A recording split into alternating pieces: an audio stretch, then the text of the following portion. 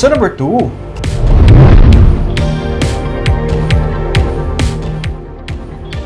sa 130 ka mga voter applicants nga gindisapprove sa ERB hearing nagamit sang peke nga mga ID.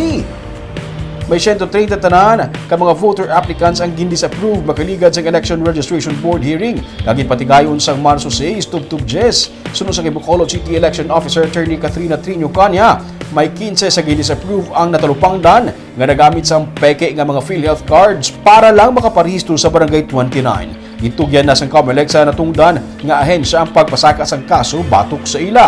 May 87 naman sa mga na-disapprove ang wala sa barangay nga ilagin parehistruhan matapos ang ocular inspection. Ang COMELEC ang madason nga magapatigayon sang cleansing antes i-release ang listahan sa mga registered voters. Naglabot sa masobra 13,000 ang voter applicants nga naserbihan sang COMELEC Bacolod para sa natalaan ang barangay kag sangguniang kabataan elections. Stance na isang COMELEC nga office no kay apan interview do medyo tawag sina gaduda kita sang ilang mga claims, so that is why nga kin-subject naton sila for the ocular inspection.